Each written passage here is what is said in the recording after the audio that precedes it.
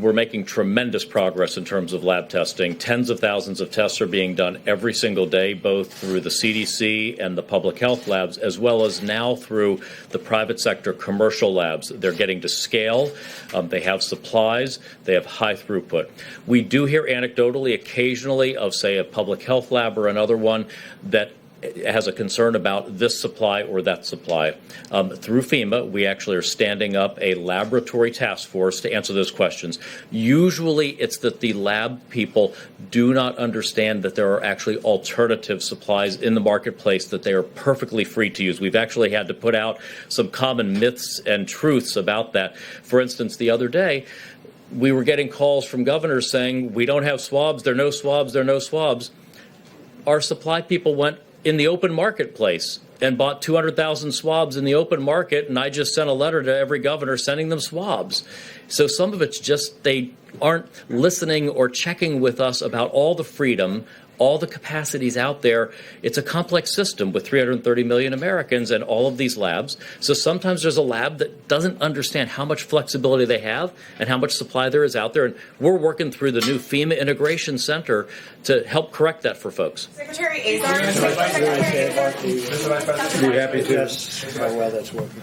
Well, as I said, more and more tests are being performed every day. And as we learn about the results that are being reported around the country of coronavirus tests, our experts continue to look at the numbers and see that some 90% of Americans that are tested do not test positive for the coronavirus. And so it can give you a sense of the magnitude of testing that's going on. We have the number of cases that we've reported today, but it's in some cases near to 10 times that have been tested.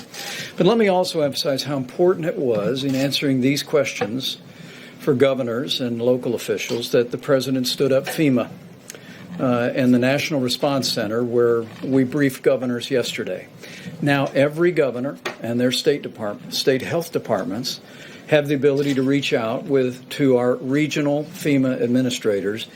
And that's how, as the President said, we're sorting out those potential conflicts between very significant federal purchases and procurements and as hospitals and state governments are purchasing as well. I think the new streamlined system operating now in all 50 states and our territories of governors and states going through their regional administrator for FEMA is going to make it more possible for us to ensure that our hospitals, our healthcare providers have access to what's available on the open market and elsewhere. Mr. Vice President, you're the head of the task force.